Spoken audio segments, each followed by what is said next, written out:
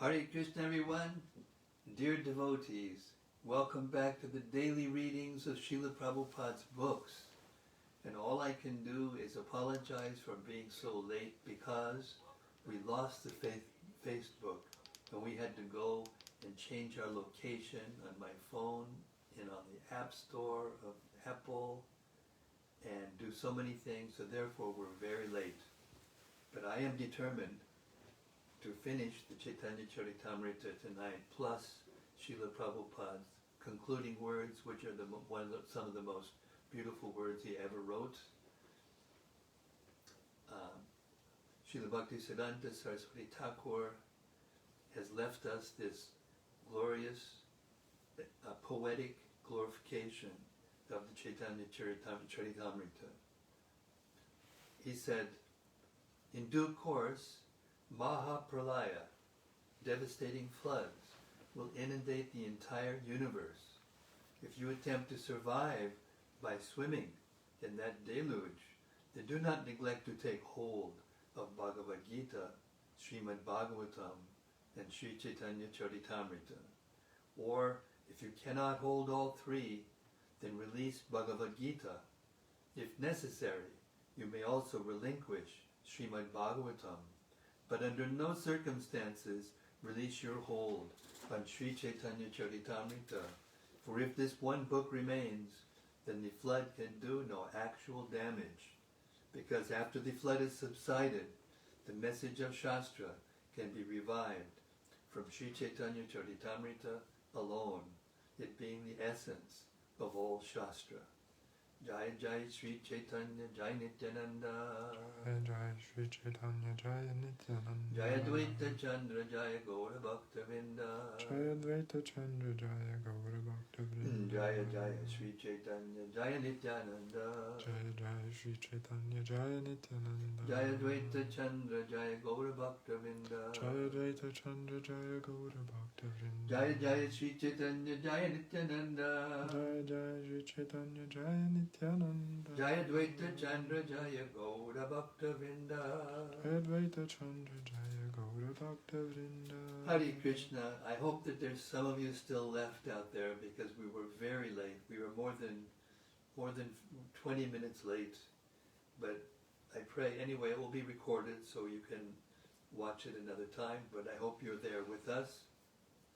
We've reached the last chapter of the Antya-līlā. Chapter 20, the Śikṣāṣṭaka Prayers. I'm planning to read the whole thing and then also to read the final concluding words of Srila Prabhupada, as long as that will take. Hare Krishna. Did you check the sound? It's not. Not working. Unplug it again. It's not working. Nice if it was working tonight.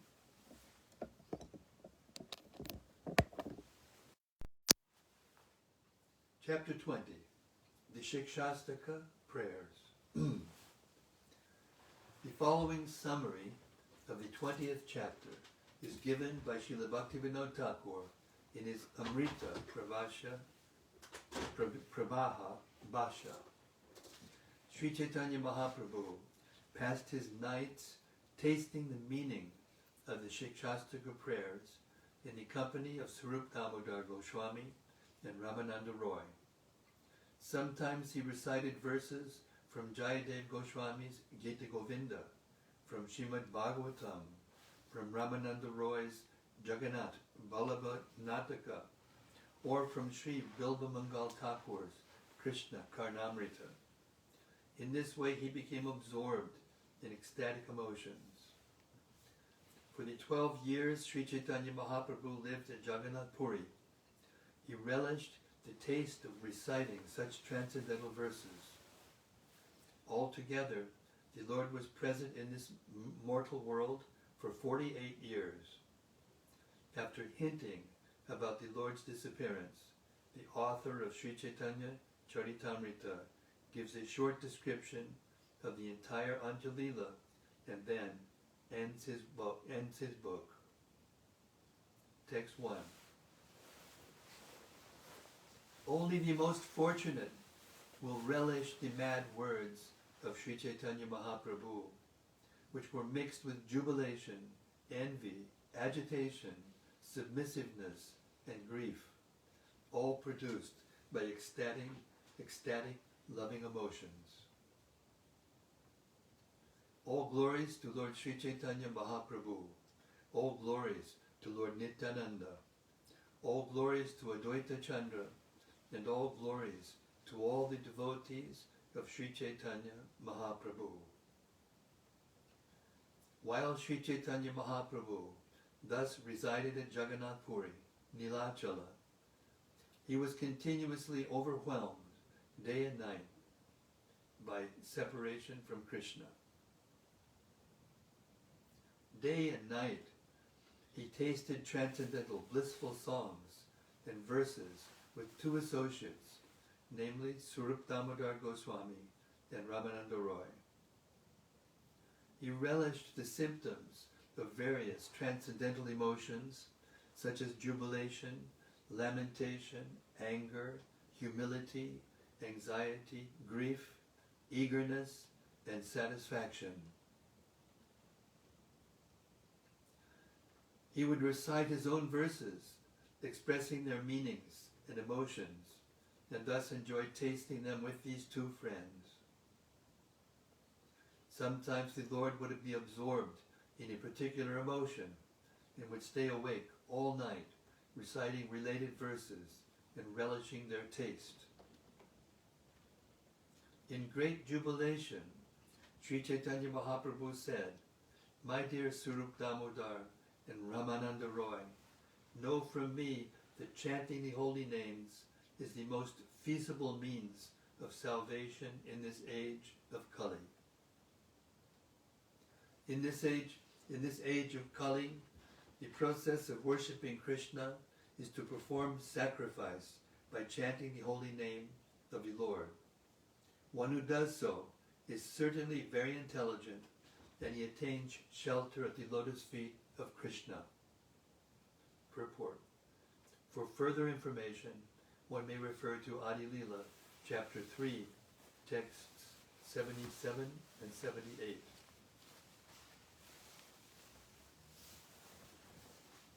Text 10.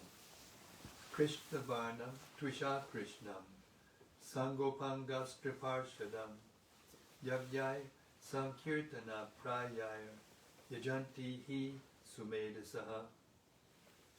In the age of Kali, intelligent persons perform congregational chanting to worship the incarnation of Godhead, who constantly sings the name of Krishna.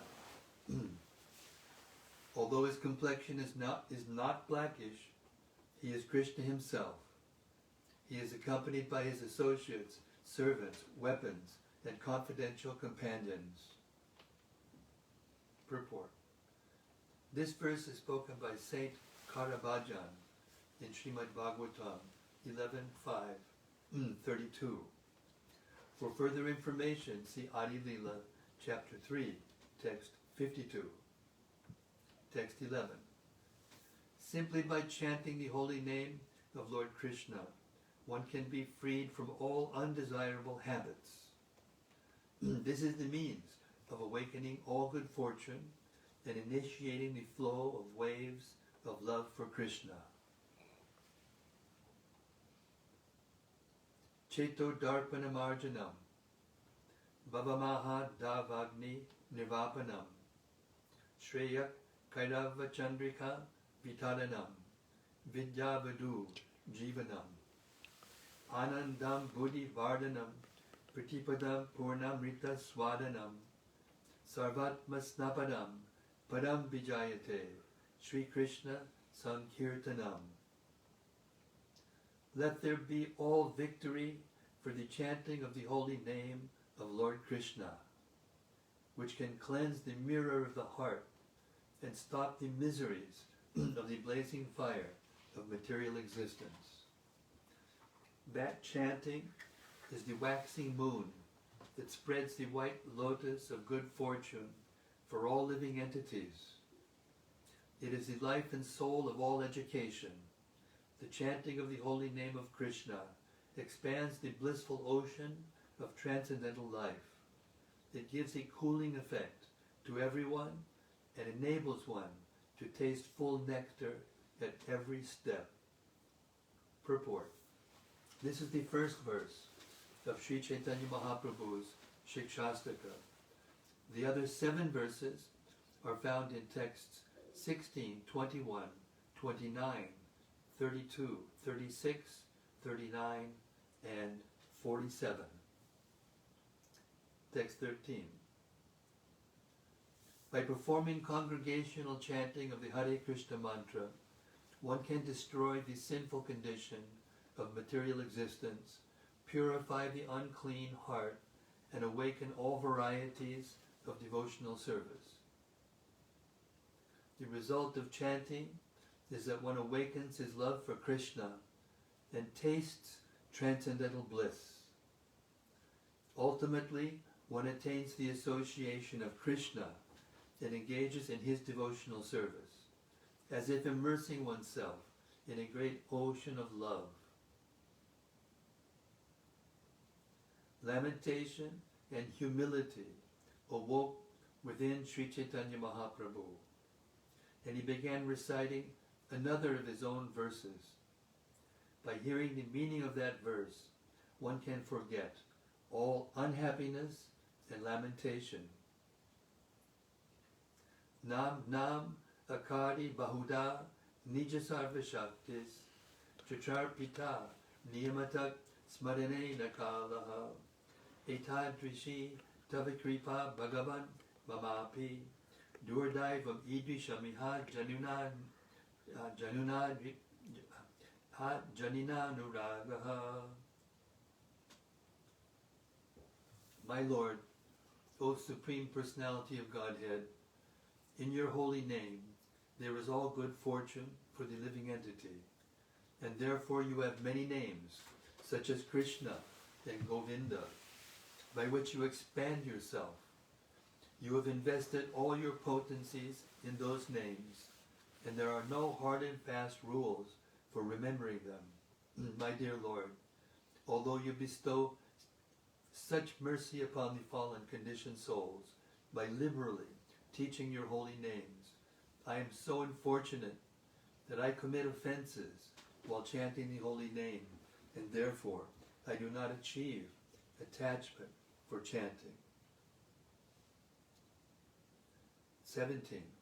Because people vary in their desires, you have distributed various holy names by your mercy. 18. Regardless of time or place, one who chants the holy name, even while eating or sleeping, attains all perfection. 19. You have invested your full potencies in each individual holy name, but I am so unfortunate that I have no attachment for chanting your holy names. Sri Chaitanya Mahaprabhu continued, O Swarup Damodar Goswami and Ramananda Roy, hear from me the symptoms of how one should chant the Hare Krishna Mahamantra to awaken very easily one's dormant love for Krishna.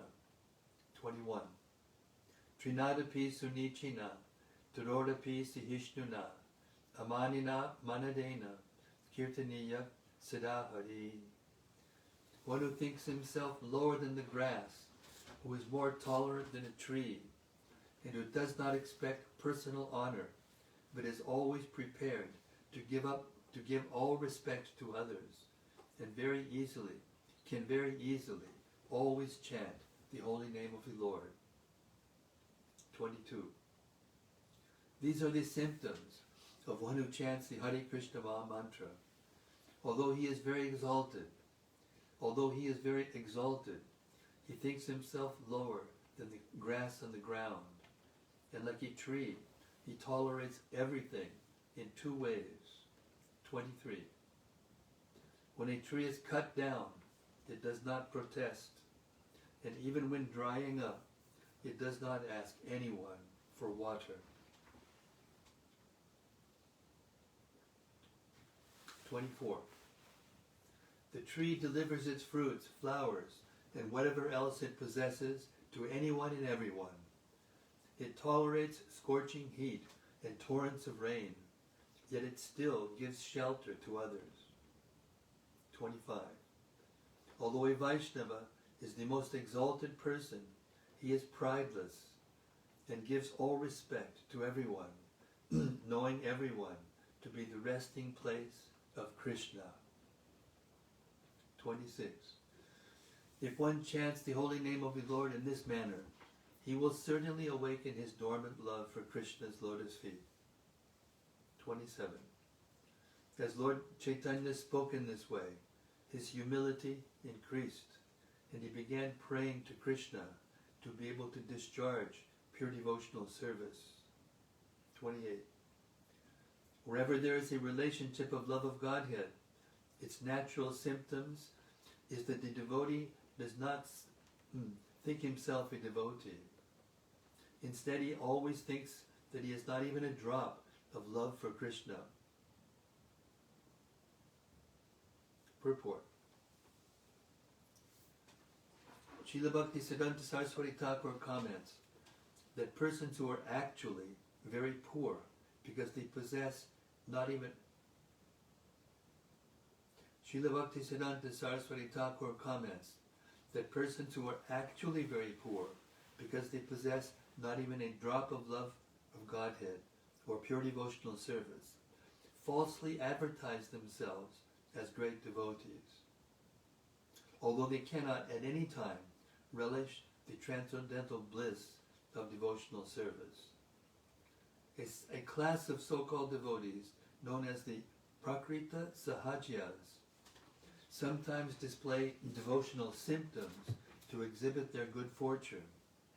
They are pretending, however, because these devotional features are only external. The Prakrita Sahajyas exhibit these symptoms to advertise their so-called advancement in love of Krishna, but instead of praising the Prakrita Sahajyas for their symptoms of transcendental ecstasy, pure devotees do not like to associate with them. It is not advisable to equate the Prakrita Sahajyas, with pure devotees. One who is actually advanced in ecstatic love of Krishna does not try to advertise himself.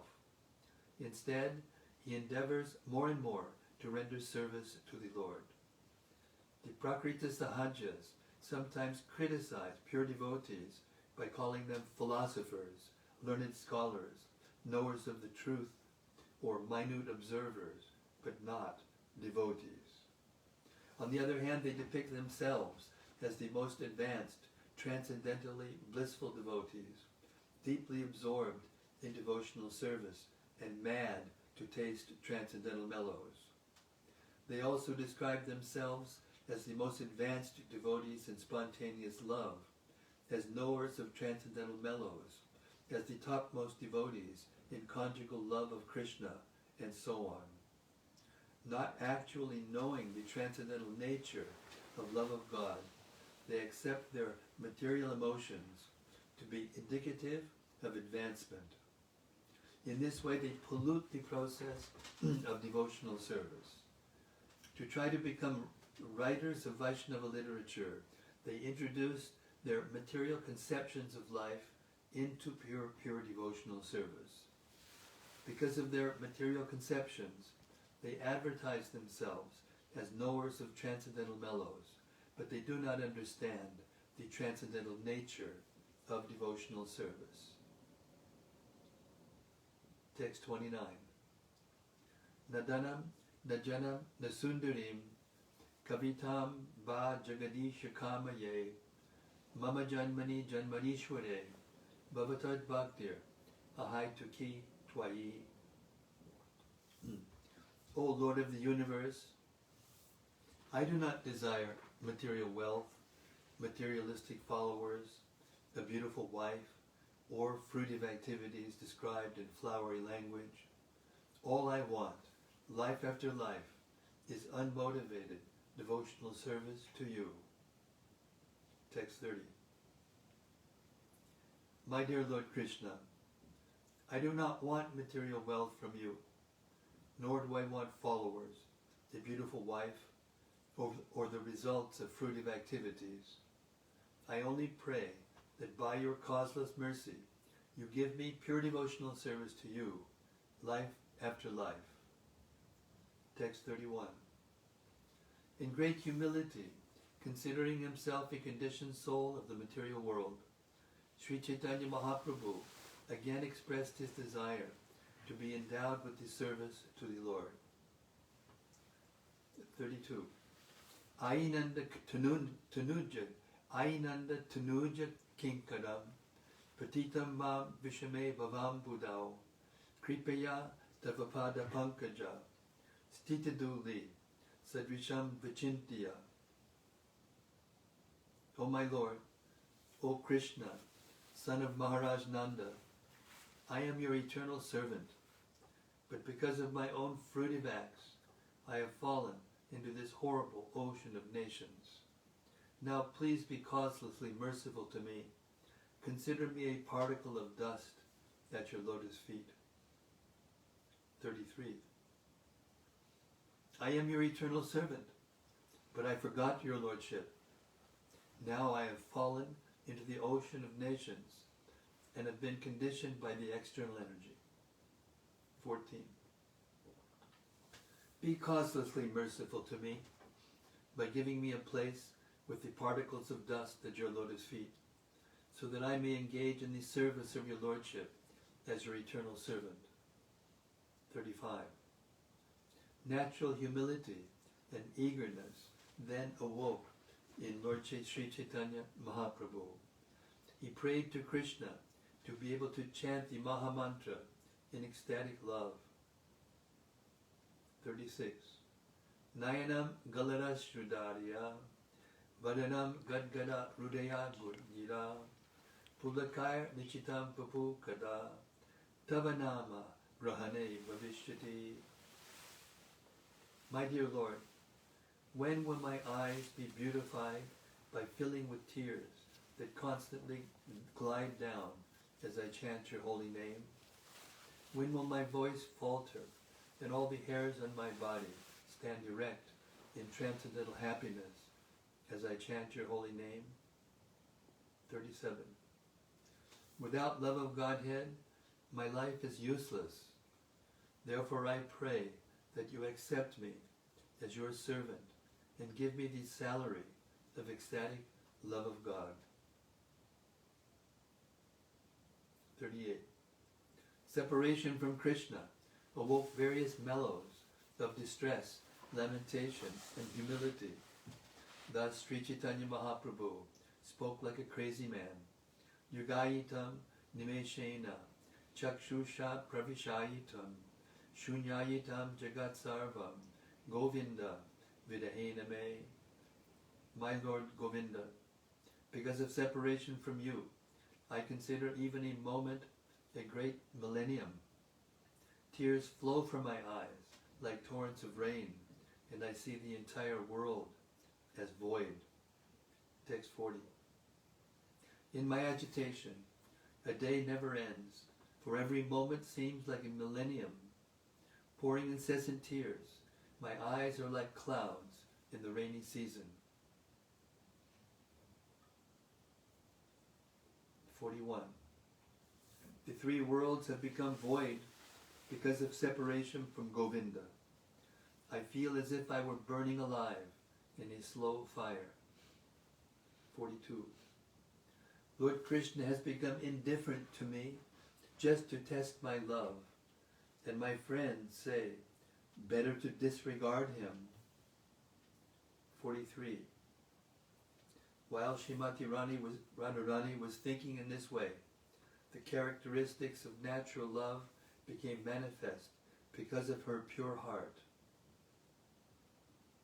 The ecstatic symptoms of envy, great eagerness, humility, zeal, and supplication all became manifest at once. 45. In that mood, the mind of Srimati Radharani was agitated, and therefore she spoke a verse of advanced devotion to to her gopi friends.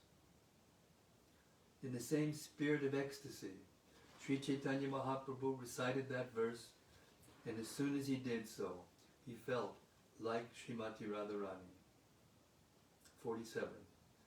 Ashlishyava paranatam pinashtumam adarshanan marmahatam karotu va yata tata va vididatu lampato mat prananatas tusa eva napadaha. Let Krishna tightly embrace this maidservant who has fallen at his lotus feet, or let him trample me, or break my heart by never being visible to me. He is a debauchee after all, and can do whatever he likes, but still, he alone, and no one else, is the worshipable Lord of my heart. 48. I am a maidservant at the lotus feet of Krishna. He is the embodiment of transcendental happiness and mellows. If he likes, he can tightly embrace me and make me feel oneness with him. Or by not giving me his audience, he may corrode my mind and body. Nevertheless, it is he who is the Lord of my life. 49. My dear friend, just hear the decision of my mind. Krishna is the Lord of my life in all conditions, whether he shows me affection or kills me by giving me unhappiness. Sometimes Krishna gives up the company of other gopis and becomes controlled, mind and body, by me. Thus he manifests my good fortune and gives others distress by performing his loving affairs with me. 51. Or, since after all, he is a very cunning, obstinate debauchee with a propensity to cheat, he takes to the company of other women. He then indulges in loving affairs with them in front of me to give distress to my mind. Nevertheless, he is the Lord of my life. I do not mind my personal distress. I only wish for the happiness of Krishna, for his happiness is the goal of my life. However, if he feels great happiness by giving me distress, that distress is the best of my happiness. Purport. Srila Bhaktisiddhanta Saraswati Thakur says that a devotee does not care about his own happiness and distress. He is simply interested in seeing that Krishna is happy. And for that purpose, he engages in various activities. A pure devotee has no way of sensing happiness except by seeing that Krishna is happy in every respect. If Krishna becomes happy by giving him distress, such a devotee accepts that unhappiness as the greatest of all happiness. Those who are materialistic, however, who are very proud of material wealth and have no spiritual knowledge, like the Prakrita Sahajas, regard their own happiness as the aim of life. Some of them aspire to enjoy themselves by sharing the happiness of Krishna. This is the mentality of fruitive workers who want to enjoy sense gratification by making a show of service to Krishna. 53. If Krishna, attracted by the beauty of some other woman, wants to enjoy with her, but is unhappy because he cannot get her, I fall down at her feet, I fall down at her feet, catch her hand, and bring her to Krishna to engage her for his happiness. 54. When a beloved gopi shows symptoms of anger toward Krishna, Krishna is very satisfied. Indeed, he is extremely pleased when chastised by such a devotee, by such a gopi. I'll read that again. When a beloved gopi shows symptoms of anger toward Krishna, Krishna is very satisfied. Indeed, he is extremely pleased when chastised by such a gopi. She shows her pride suitably, and Krishna enjoys that attitude. Then he gives up her pride. Then she gives up her pride with a little endeavor. 55.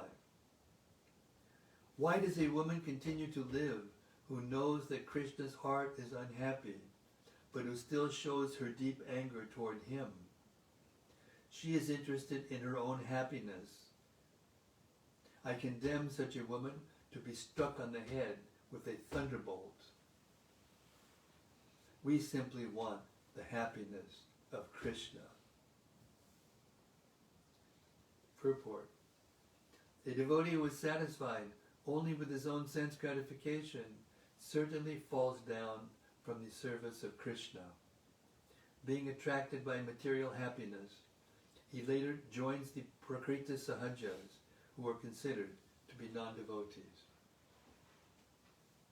56. If a gopi envious of me satisfies Krishna, and Krishna desires her, I shall not hesitate to go to her house and become her maidservant, for then my happiness will be awakened. 57. The wife of a Brahmana suffering from leprosy manifested herself as the topmost of all chaste women by serving a prostitute to satisfy her own husband. She thus stopped the movement of the sun, brought her dead husband back to life, and satisfied the three principal demigods, Brahma, Vishnu, and Maheshwara. Purport. The Aditya Purana, Markandeya Purana, and Padma Purana tell about a Brahmana who was suffering from leprosy but had a very chaste and faithful wife. He desired to enjoy the company of a prostitute, and therefore his wife went to her and became her maidservant, just to draw her attention for his service. When the prostitute agreed to associate with him, the wife brought her the leprotic husband. When that leper, the sinful son of a Brahmana, saw the chastity of his wife, he finally abandoned his sinful intentions. While coming home, however, he touched the body of Markandeya Rishi, who thus cursed him to die at sunrise. Because of her chastity, the woman was very powerful. Therefore, when she heard about the curse, she vowed to stop the sunrise. Because of her strong determination to serve her husband, the three deities, namely Brahma, Vishnu, and Maheshwara, were very happy, and they gave her the benediction that her husband would be cured and brought back to life. This example is given herein to emphasize that a devotee should engage himself exclusively for the satisfaction of Krishna without personal motives. That will make his life successful. 58. Krishna is my life and soul. Krishna is the treasure of my life. Indeed, Krishna is the very life of my life. I therefore keep him always in my heart and try to please him by rendering service. That is my constant meditation. 59.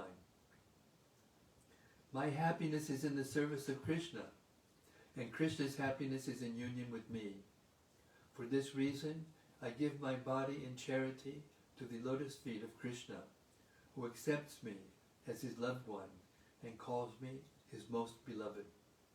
It is then that I consider myself his maidservant.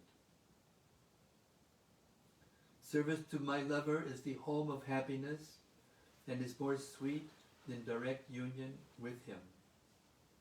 The goddess of fortune is evidence of this, for although she constantly lives on the heart of Narayana, she wants to render service to his lotus feet. She therefore considers him a maidservant and serves him constantly. 61. These statements by Srimati Radharani show the symptoms of pure love for Krishna, tasted by Sri Caitanya Mahaprabhu. In that ecstatic love, his mind was unsteady. Transformations of transcendental love spread throughout his entire body, and he could not sustain his body and mind. 62. The pure devotional service in Vrindavan is like the golden particles in the river Yamuna. In Vrindavan there is not a trace of personal sense gratification. It is to advertise such pure love in this material world that Sri Caitanya Mahaprabhu has written the previous verse and explained its meaning. Purport. The verse referred to is text 47, the 8th verse of the Śikṣāṣṭaka, 63. Thus, overwhelmed by ecstatic love, Sri Caitanya Mahaprabhu spoke like a madman and recited suitable verses. 64. The Lord had formerly composed these 8 verses to teach people in general.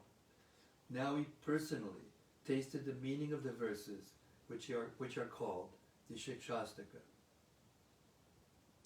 If anyone recites or hears these 8 verses of instruction by Sri Caitanya Mahaprabhu, his ecstatic love and devotion for Krishna increase day by day.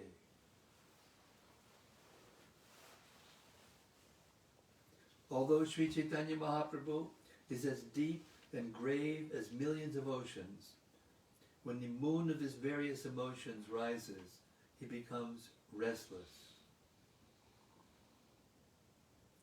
When Sri Caitanya Mahaprabhu read the verses of Jayadeva's Gita Govinda, of Srimad Bhagavatam, of Ramananda Roy's drama Jagannath Vallabha Nataka, and of Bilba Mangal Thakur's Krishna Karnamrita, he was overwhelmed by the various ecstatic emotions of those verses. Thus he tasted their purports. For 12 years, Sri Caitanya Mahaprabhu remained in that state, day and night. With his 2 friends, he tasted the meaning of those verses, which consists of nothing but transcendental bliss and mellows of Krishna consciousness. Even Anantadev, who has thousands of faces, could not reach the end of describing the transcendental bliss of Sri Caitanya Mahaprabhu's pastimes. How then could an ordinary living being with very little intelligence describe such pastimes? Nevertheless, I am trying to touch but a particle of them, just to rectify myself. There is no limit to Sri Caitanya Mahaprabhu's activities and his words of madness. Therefore, describing them all would greatly increase the size of this book. Whatever pastimes Srila Vrindavan Das Thakur has first described, I have merely summarized. I have only very briefly described the pastimes of Sri Caitanya Mahaprabhu, not described by Vrindavan Das Thakur. Nevertheless, because those transcendental pastimes are so numerous, the size of this book has increased. It is impossible to describe all the pastimes elaborately.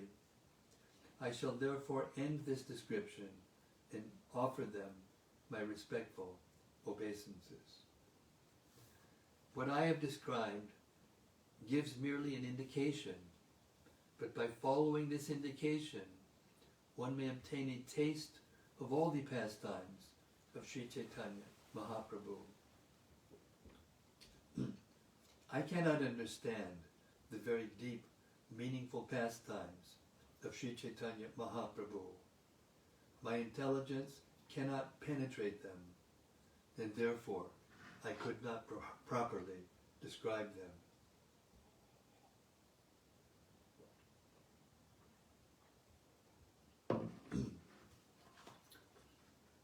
After offering my respectful obeisances to the lotus feet of all my Vaishnava readers, I shall therefore end this description of the characteristics of Sri Chaitanya Mahaprabhu. The sky is unlimited, but many birds fly higher and higher according to their own abilities. The pastimes of Sri Chaitanya Mahaprabhu are like the unlimited sky. How then can an ordinary living being describe them all? I have tried to describe them as far as my intelligence allows, as if trying to touch a drop in the midst of a great ocean. Vrindavan Das Thakur is Lord Nityananda's favorite devotee, and therefore he is the original Vyasadeva in describing the pastimes of Sri Chaitanya Mahaprabhu. Purport. Srila Bhaktisiddhanta Saraswati Thakur says that all writers after Vrindavan Das Thakur who are pure devotees of Sri Chaitanya Mahaprabhu and who have tried to describe the Lord's activities are to be considered like Vyasa. Srila Vrindavan Das Thakur is the original Vyasadeva in describing Caitanya-līlā, and all others who follow in his footsteps by describing Sri Chaitanya Mahaprabhu's pastimes are also to be called Vyasadeva. The bona fide spiritual master is called Vyasa because he is a representative of Vyasa. Worshipping the birthday of such a spiritual master is called Vyasa Puja. Although Vrindavan Das Thakur has within his jurisdiction the full store of Sri Chaitanya Mahaprabhu's pastimes, he has left aside most of them and described but a small portion. What I have described was left aside by Vrindavan Das Thakur, but although he could not describe these pastimes, he gave us a synopsis. In his book named Chaitanya Mangal, Chaitanya Bhagavat, he has described these pastimes in many places. I request my readers to hear that book, for that is the best evidence. I have described the pastimes very briefly, for it is impossible for me to describe them in full. In the future, however, Vedavyas will describe them elaborately. 87. In the Chaitanya Mangal, Srila Vrindavan Das Thakur has stated in many places the factual truth that in the future Vyasadeva will describe the Lord's pastimes elaborately. Purport. The statement Age Vyasa Kariba Narmat Varnane is similar to the text in Chaitanya Bhagavat, Adikanda 1, 180, in which Vrindavan Das Thakur says, Shesha Kande Chaitanyara Ananta Vilas Vistarya Varnite Achena Veda Vyas.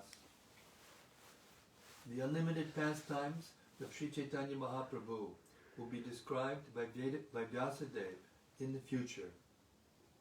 Srila Bhaktisiddhanta Saraswati Thakur says that these statements indicate that in the future, other representatives of Vyasadeva will elaborately describe Lord Chaitanya's pastimes. The purport is that any pure devotee in the disciplic succession who describes the pastimes of Sri Chaitanya Mahaprabhu is confirmed to be a representative of Vyasadeva.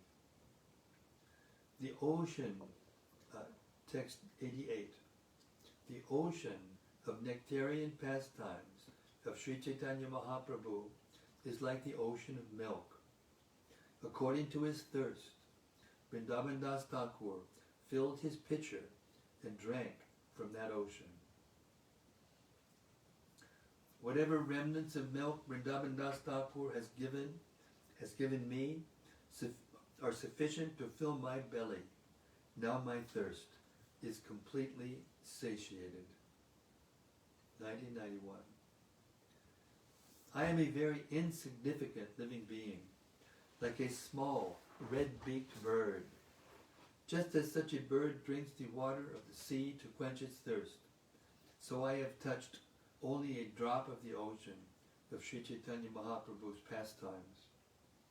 From this example, you may all understand how expansive are the pastimes of Sri Chaitanya Mahaprabhu. 92. I infer that I have written is a false understanding, for my body is like a wooden doll.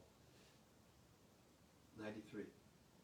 I am old and troubled by invalidity.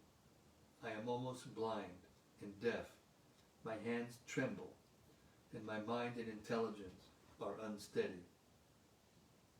I am infected with so many diseases that I can neither properly walk nor properly sit. Indeed, I am always exhausted by 5 kinds of diseases. I may die at any time of the day or night. I have previously given an account of my inabilities. Please hear the reason why I nevertheless still write. I am writing this book by the mercy of the lotus feet of Sri Govindadev, Sri Chaitanya Mahaprabhu, Lord Nityananda, Advaita Acharya, other devotees, and the readers of this book, as well as Sarup Damodar Goswami, Sri Rupa Goswami, Sri Sanatan Goswami, Sri Raghunath Das Goswami, who is my spiritual master, and Sri Jiva Goswami. I have also been specifically favored by another Supreme Personality. Sri Madan Mohan deity of Vrindavan has given the order that is making me write. Although this should not be disclosed, I disclose it because I am unable to remain silent. If I did not disclose this fact, I would be guilty of ingratitude to the Lord. Therefore, my dear readers, please do not consider me too proud and be angry with me, angry at me. It is because I have offered my prayers under the lotus feet of all of you that whatever I have written about Sri Chaitanya Mahaprabhu has been possible. Now, let me repeat all the pastimes of the Antya-līlā, for if I do so, I shall taste the pastimes again. The first chapter describes how Rupa Goswami met Sri Chaitanya Mahaprabhu for the second time, and how the Lord heard his 2 dramas, Vidagdha Madhava and Lalita Madhava. That chapter also describes the incident of Shivananda Sen's dog, who was induced by Sri Chaitanya Mahaprabhu to chant the holy name of Krishna and was thus liberated. The second chapter tells how the Lord instructively punished Junior Haridas. Also in that chapter is the description of the wonderful vision of Shivananda Sen. In the third chapter is a description of the forceful glories of Haridas Thakur. That chapter also mentions how Damodar Pandit spoke words of criticism to Sri Chaitanya Mahaprabhu. The third chapter also tells how Sri Chaitanya Mahaprabhu delivered everyone by bestowing upon the universe the holy name of the Lord. And it describes how Haridas Thakur established the glories of the holy name by his practical example. The fourth chapter describes Sanatana Goswami's second visit with Sri Chaitanya Mahaprabhu, and how the Lord saved him from committing suicide. The fourth verse also tells how Sanatana Goswami was tested in the hot sunshine, Jaishta, May, June, and was then empowered and sent back to Vrindavan. The fifth chapter tells how the Lord showed his favor to Pradyumna Mishra and made him hear topics of Krishna from Ramananda Roy. That chapter also describes how Sarup Damodar Goswami rejected the drama of a poet from Bengal and established the glories of the deity.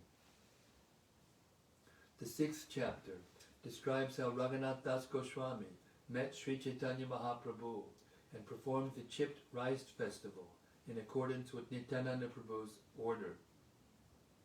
That chapter also tells how the Lord entrusted Raghunath Das Goswami to the care of Swarup Damodar Goswami and gave Raghunath Das the gift of a stone from Govardhan hill and a garland of small conch shells.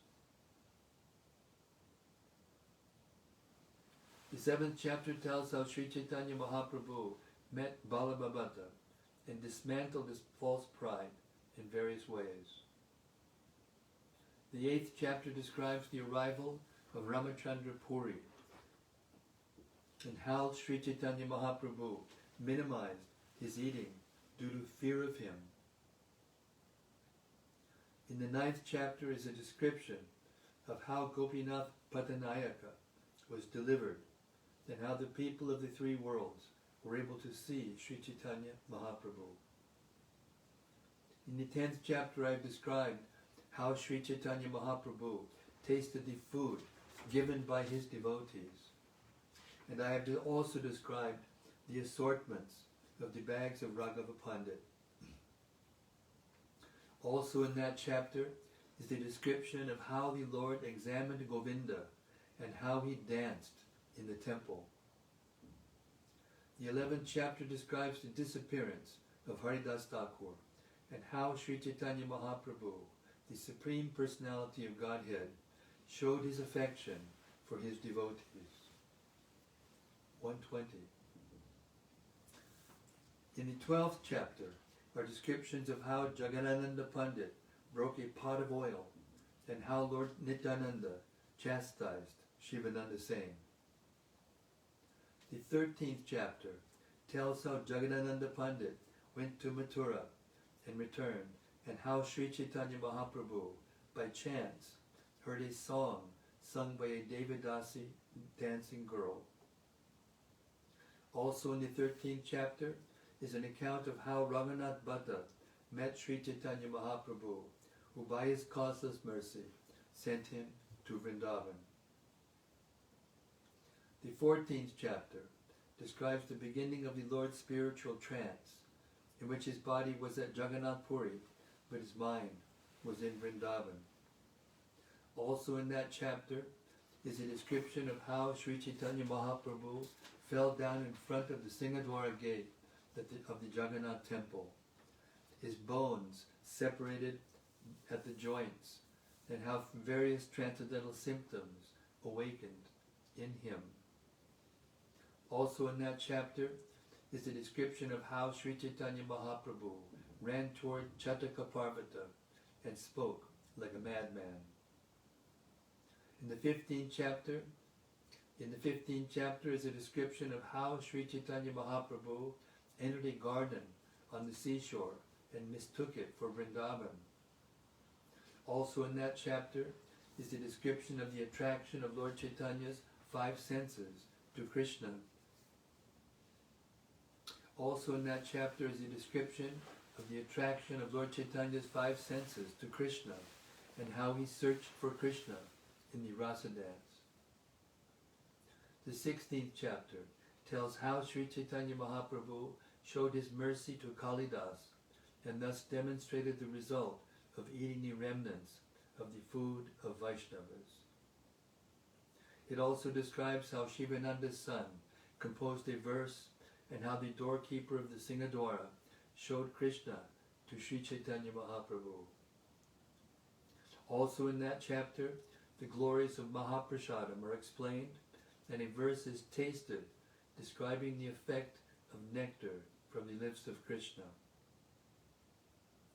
The 17th chapter recounts how Sri Chaitanya Mahaprabhu fell among the cows and assumed the form of a tortoise as his ecstatic emotions awakened. That chapter also tells how the attributes of Krishna's sound attracted the mind of Sri Chaitanya Mahaprabhu, who then described in ecstasy the meaning of the Ka Striyanga Te verse. The 17th chapter also describes how Sri Chaitanya Mahaprabhu, due to the conjunction of various ecstatic emotions, again began speaking like a madman and described in detail the meaning of a verse from the Caitanya-caritämrta. In the 18th verse is an account of how the Lord fell into the ocean and in ecstasy saw a dream, the pastimes of a water fight between Krishna and the gopis. In that dream, Sri Chaitanya Mahaprabhu saw Krishna's picnic in the forest. As Lord Chaitanya floated in the sea, a fisherman caught him, and then the Lord returned to his own residence. All this is recounted in the 18th chapter. In the 19th chapter is a description of how Lord Sri Chaitanya Mahaprabhu rubbed his face against the walls and spoke like a madman because of separation from Krishna. That chapter also describes Krishna's wandering in a garden on a spring night, and it fully describes the meaning of a verse about the scent of Krishna's body. The 20th chapter tells how Lord Sri Chaitanya Mahaprabhu recited his own 8 stanzas of instruction and tasted their meaning in ecstatic love. Sri Chaitanya Mahaprabhu composed those 8 stanzas to instruct the devotees, but he also personally tasted their meaning. I have thus repeated the principal pastimes and their meaning, for by such repetition one can remember the descriptions in the book. In every chapter there are various topics, but I have repeated only those that are principal, for not all of them could be described again. The Vrindavan deities of Madana Mohan with Srimati Radharani, Govinda with Srimati Radharani, and Gopinath with Srimati Radharani are the life and soul of the Gaudiya Vaishnavas. So that my desires may be fulfilled, I place the lotus feet of these personalities on my head. Lord Sri Chaitanya Mahaprabhu, with Lord Nityananda, Advaita Acharya, and their devotees, as well as Swarup Damodar Goswami, Sri Rupa Goswami, Sri Sanatana Goswami, Sri Raghunath Das Goswami, who is my master, who is my spiritual master, and Srila Jiva Goswami. Purport. Srila Raghunath Das Goswami was the instructing spiritual master of Krishna Das, Kaviraj Goswami, and has therefore been described as Sri Guru. The mercy of their lotus feet is my spiritual master, and my words are my disciples, whom I have made dance in various ways. Purport. Upajayi or Upajaya refers to one who teaches when approached. Upecha adiyate asmat. In the Manu Samhita it is said, one who teaches others a part of the Vedas or literature supplementary to the Vedas may be called Upajaya. Upajaya also refers to one who teaches art. 148. Seeing the fatigue of the disciples, the spiritual master has stopped making them dance. And because their mercy no longer makes them dance, my words now sit silently. My inexperienced words do not know how to dance by themselves. The mercy of the Guru made them dance as much as possible, and now, after dancing, they have taken rest. I now worship the lotus feet of all my readers, for by the mercy of their lotus feet, there is all good fortune. If one hears the pastimes of Lord Sri Chaitanya Mahaprabhu, as described in Sri Caitanya-caritämrta, I wash his lotus feet and drink the water. I decorate my head with the dust of the lotus feet of my audience. Now you have all drunk this nectar, and therefore my labor is successful. Shri Rupa Shvaganatha Padiyara Ash, Caitanya-caritämrta Kahe Krishna Das. Praying at lotus feet of Lord Sri Rupa and Sri Raghunath, always desiring their mercy, I, Krishna Das, narrate Sri Caitanya-caritämrta, following in their footsteps. Text 154. Sri Caitanya-caritämrta is filled with the activities of Sri Chaitanya Mahaprabhu, who is the Supreme Personality of Godhead Himself. It invokes all good fortune and destroys everything inauspicious. If one tastes the nectar of Sri Caitanya-caritämrta with faith and love, I become like a bumblebee, tasting the honey of transcendental love from His lotus feet. Since this book, Caitanya-caritämrta, is now complete, having been written for the satisfaction of the most opulent deities, Madan Mohanji and Govindaji, let it be offered at the lotus feet of Sri Krishna Chaitanya Dev. Realized devotees are like bumblebees, maddened by their own mellows at Krishna's lotus feet. The scent of those lotus feet perfumes the entire world. Who is the realized soul that could give them up? In Vrindavan, in the year 1537, Shakabda era, AD 1615, in the month of Jaishta, May, June, on Sunday, the 5th day of the waning moon, this Caitanya-caritämrta has been completed. Thus end the Bhaktivedanta purports to Sri Caitanya-caritämrta, Antya-līlā, 20th chapter, describing the meaning of Śikṣāṣṭaka and how the Lord tasted it Himself. End of the Antya-līlā. But that isn't all. Here are the concluding words by the commentator, translator and commentator, His Divine Grace, A.C. Bhaktivedanta Swami, Srila Prabhupada. Concluding words. Today, Sunday, November 10th, 1974, corresponding to the 10th of Kartik, Chaitanya era 488, the 11th day of the dark fortnight, the Rama Ekadashi. We have now finished the English translation of Sri Krishnadas Kaviraj Rajas Goswami's Sri Caitanya-caritämrta in accordance with the authorized order of His Divine Grace, Bhaktisiddhanta Saraswati Thakur Goswami Maharaj, my beloved eternal spiritual master, guide and friend.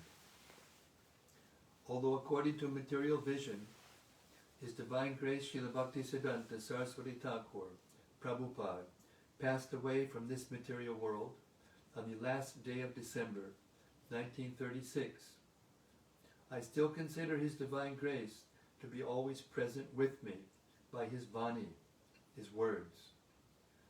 There are two ways of association, by Vani and by Vapu. Vani means words, and Vapu means physical presence.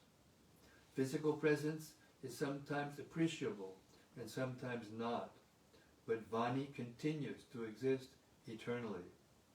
Therefore we must take advantage of the Vani, not the physical presence.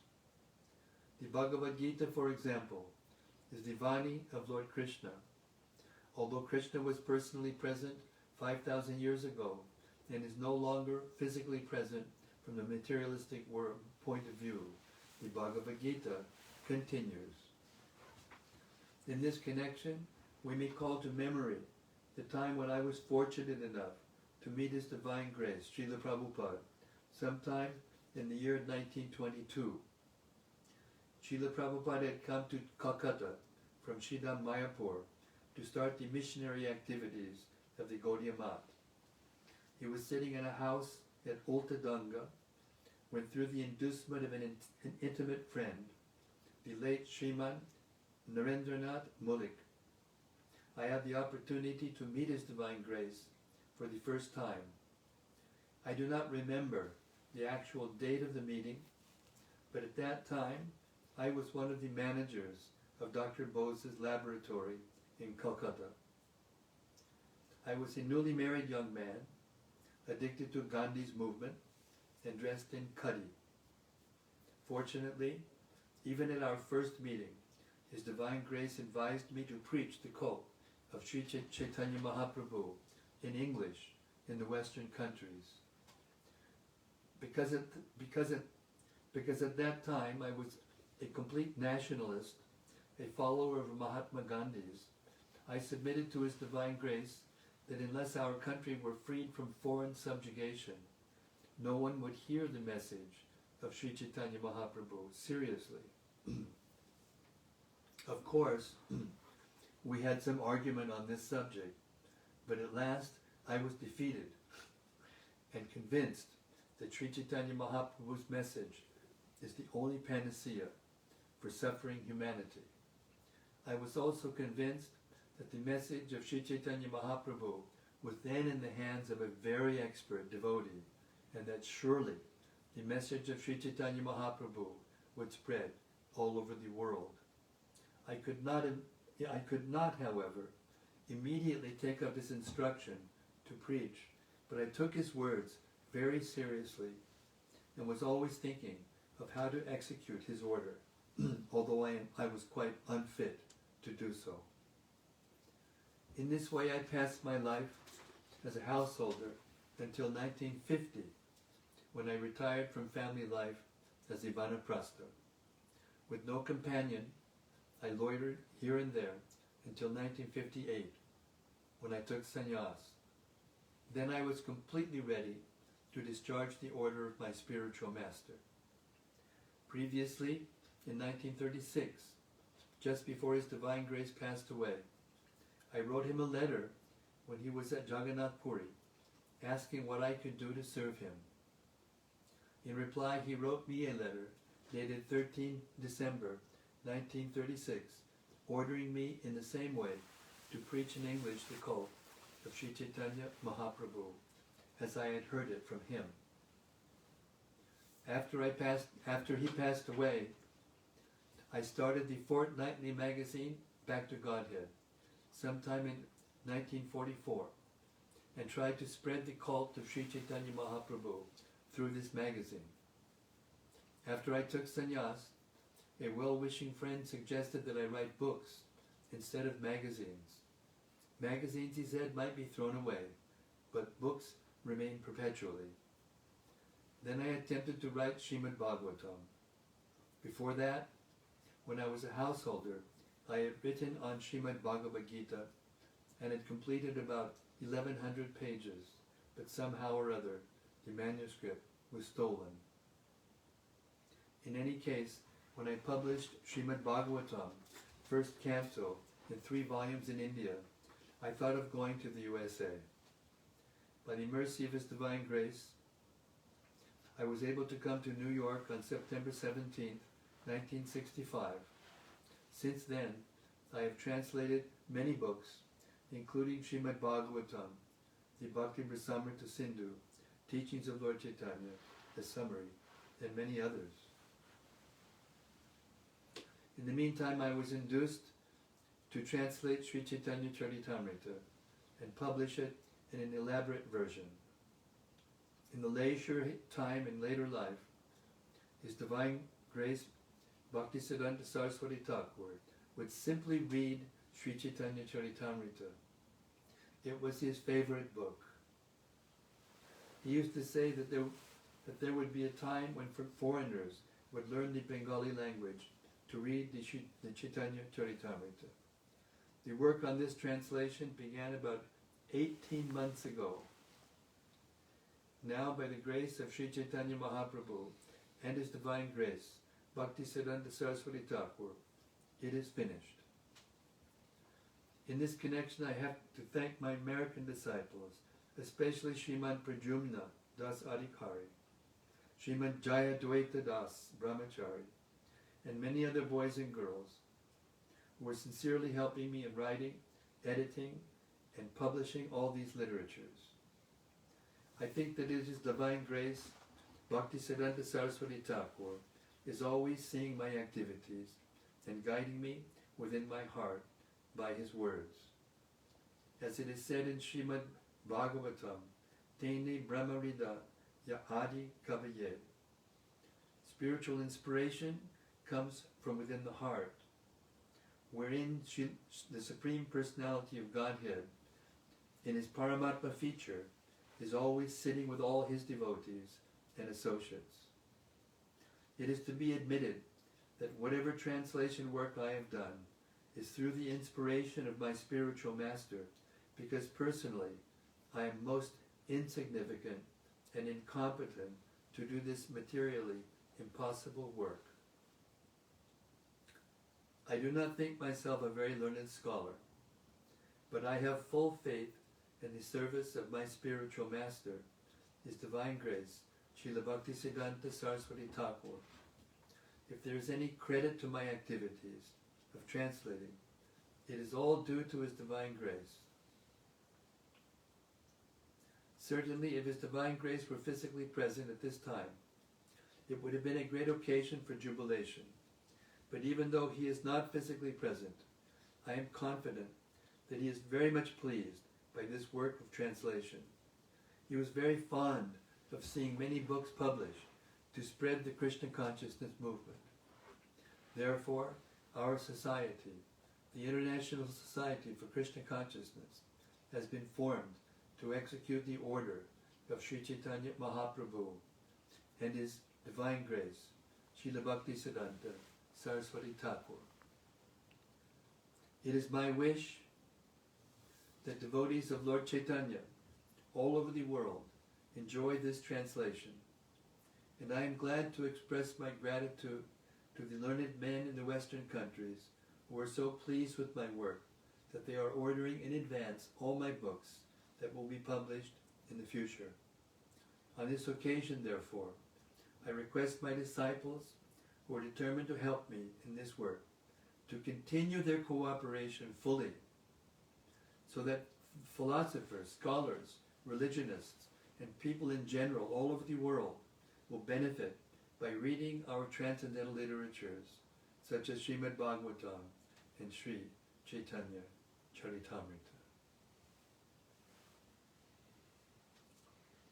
Thus end the Bhaktivedanta purports to Sri Caitanya-caritämrta, dated November 10, 1974, at the Bhaktivedanta Book Trust, Hare Krishna, Land, Juhu, Bombay. Jai Sri Caitanya-caritämrta Ki Jai. Srila Prabhupada's mercy on the whole world Ki Jai. All of the devotees who helped Srila Prabhupada publish his books Ki Jai. Gaur Premanandi Hare Hare Bol. Hare Krishna. Hare Krishna. Krishna Krishna Hare Hare. Hare Rama. Hare Rama. Rama Rama. Hare Hare.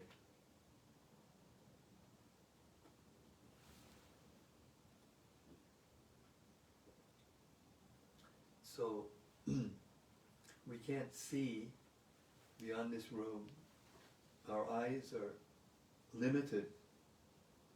So I don't know if anyone is even there. We started so late, everyone might have given up on us. But it wasn't our fault. We had to find a way to reinstall the app, which stopped working altogether, and we had to change the place, our residence, in order to get the app, and so it took some time. But it was well worth the wait. Hare Krishna. Any comments, any reflections? If you're still conscious enough after being in ecstasy all this time to speak, please.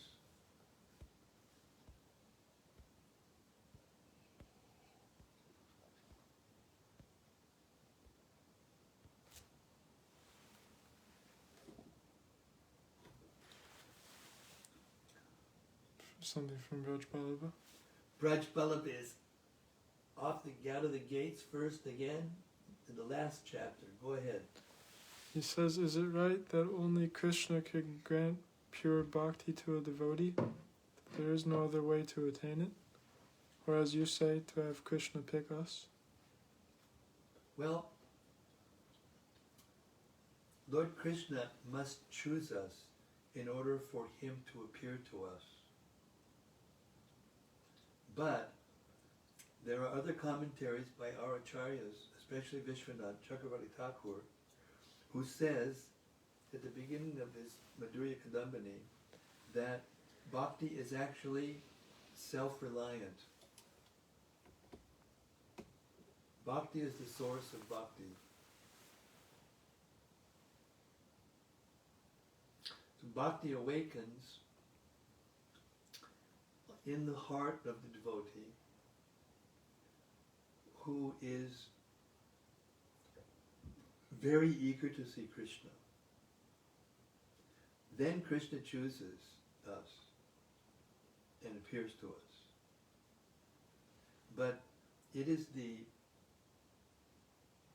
bhakti that is awakened by the eagerness of the devotee. So in that sense you can say that bhakti is the source of bhakti. Rupa Goswami once said that we shouldn't try to attain Krishna, but we should try to attain the mercy of Krishna. Because by attaining the mercy of Krishna, automatically we'll get Krishna. But by trying to attain Krishna, we may not attain Krishna. Because as the last verse said of the Śikṣāṣṭaka, he may appear or not. But if you're in the consciousness that whether he appears or not, you are completely dedicated to pleasing him, no matter how he treats you, then you achieve the goal. And your love becomes so attractive to Krishna that it controls him.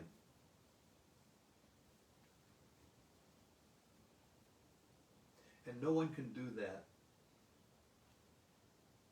like Srimati Radharani. Therefore, we say Hare Krishna. Hare comes first. Hare Krishna. Hare Krishna. That is us calling out to Radharani to please introduce us to Krishna so that we can do pure devotional service. But it also means that if we become the servant of the servant of the servant of the servant of the servant, many times removed, then we become even better situated in devotional service. So that's a long-winded answer to your question. Hare Krishna.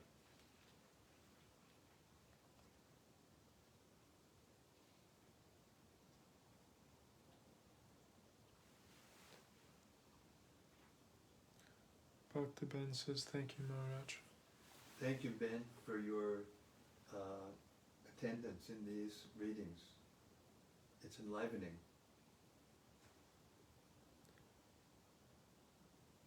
Yadutama Das says, Jai Gurudev, thank you. Hare Krishna.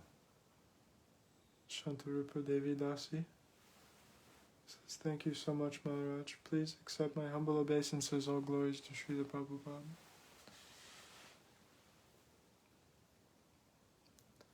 From Dalanitai. Dalanitai, Hare Krishna. He says, Dear Srila Guru Maharaj, please accept our obeisance. Hare Krishna, our gratitude at your feet. Thank you for taking us with you, indiscriminate of our condition, your servants in Belgium. Hare Krishna. We hope you're doing well in Belgium. I heard that it's kind of chaotic over there because of the COVID and everything. I hope everything's safe and you're well.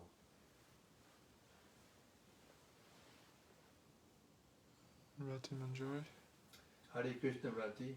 She says, Jai Guru Maharaj, thank you for revealing this wonderful scripture to us. What a wonderful Lord we have. Yes, it's inconceivable. Inconceivable. All we have to do is accept.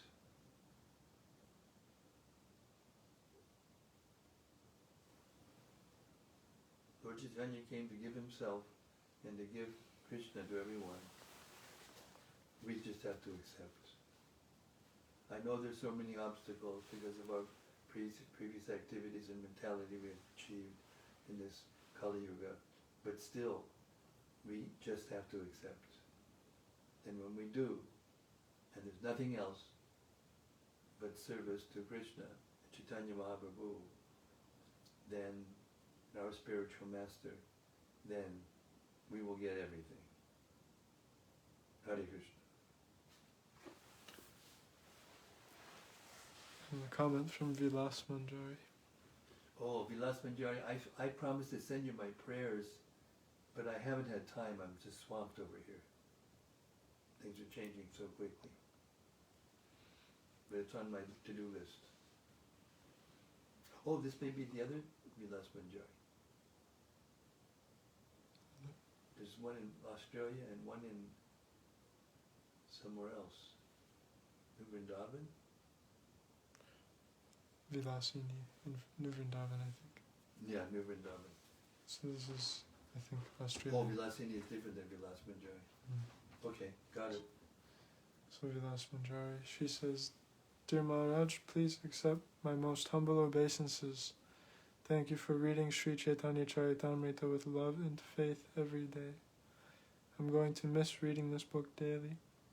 Thank you to Srila Prabhupada for bringing us this beautiful book to us all over the world. Bringing this beautiful book to us all over the world. In the final chapter, I really appreciated how the happiness of service to Krishna was emphasized in both the verses and purports. There is a verse in which Radharani said that service is the home of happiness more than union. Srila Prabhupada explained in the purports that as one advances, he wants to engage more in service. That's it. That's the simplest translation of the Hare Krishna Maha Mantra. Oh Lord, please engage me in your transflowing service.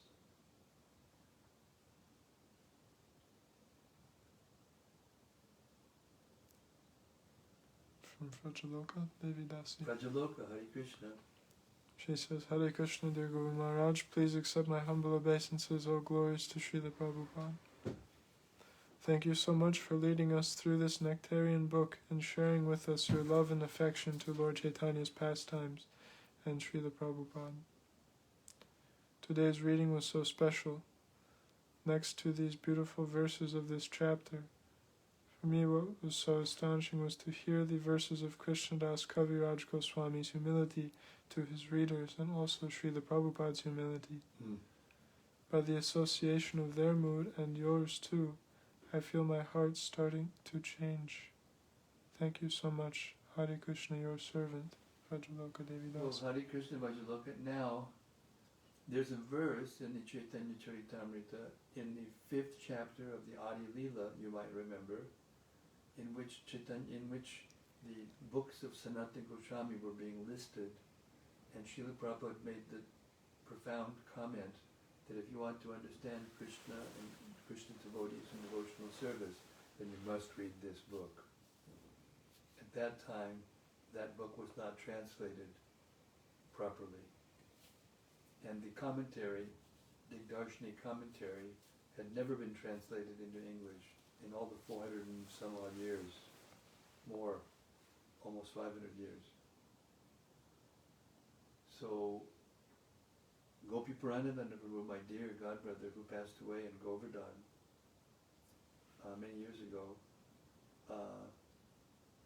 became the senior Sanskritist and most expert Sanskritists in our movement, and he translated and both the verses and the commentary for the first time. And I'm going to fulfill Prabhupada's wish by starting tomorrow night to read the Brihad Bhagavatamrita, which was Sanatana Goswami's main work.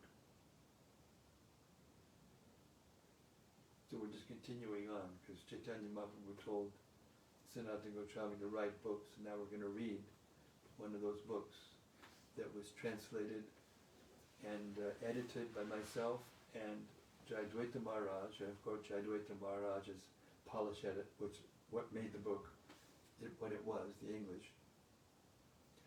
So we'll start tomorrow, right from the get-go, right from the beginning, right from dedication through the whole book. It's 3 volumes, very thick volumes, not as big as the Bhagavatam or the Caitanya-caritämrta, but substantial. So we look forward to taking that journey with you, and also reviving this taste for me, because I spent 5 years editing that book, and I was really attached to it, and now I can come back to it and share it with all of you. Sri Caitanya-caritämrta, some more we got. From Gopakanya Devi Dasi. Gopakanya. She says, Sri Caitanya-caritämrta ki jai, Sri Krishnadas Kaviraj Goswami ki jai, Srila Prabhupada ki jai. And all glories to you, dear Maharaj, Keshav Bharati Goswami. Thank you. I am ever indebted to you, dear Maharaj. Because of this transcendental reading,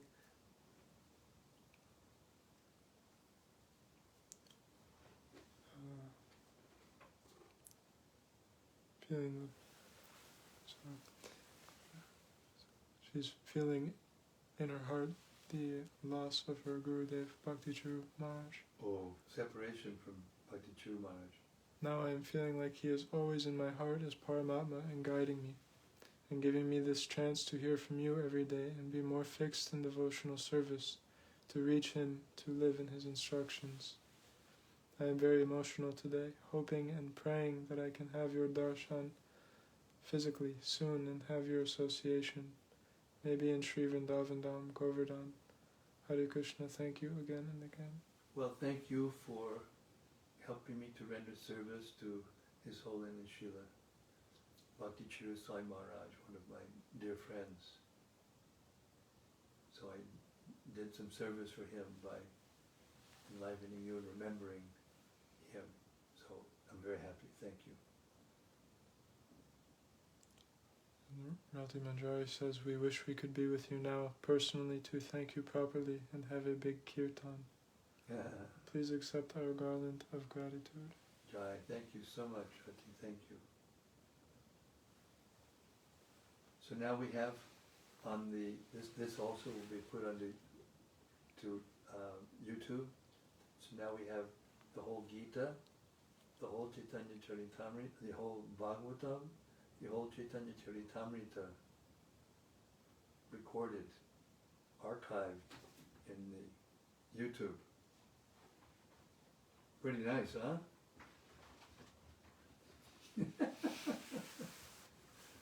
And I want to tell you also that another development is, and I will send out a dear all, update letter soon, but we're about, Vasika Shiromani is about to finish the first edit of the sound of the audiobook, the audio sound files of the Caitanya-caritämrta. So when he does finish, and that's just going to be within a few days, that I am going to be on a marathon with him to finish the polishing the audiobook so that it can be released, hopefully by Gaur Pranim, which is a big task because there's 119 hours of listening in Caitanya-caritämrta. So we can only do 4 hours a day. The voice will only work for 4 hours a day to do that. his voice has to be really same. And that'll take 1 month just to read it. And that's not counting the things we have to do the dub-ins, make corrections, and add polish edits that were added since we recorded it. So I beg the mercy of the Vaishnavas and the blessings of the Vaishnavas so we can do this very important work. Srila Prabhupada expressed his happiness at he feels when the books are published. So now I'm realizing, after hearing that tonight, that we are actually on the verge of publishing one of his most important book, if not the most important book, in the audiobook format, first time. So, Hare Krishna. Sri Caitanya-caritämrta ki jai. Samaveda Bhakta Vrinda ki jai. Gaur Premanandi Hari Hari Bol. We'll see you tomorrow night, same time, same place, but different topic. We'll begin the Sri Brihad Bhagavatamrta by Sanatana Goswami. Hare Krishna.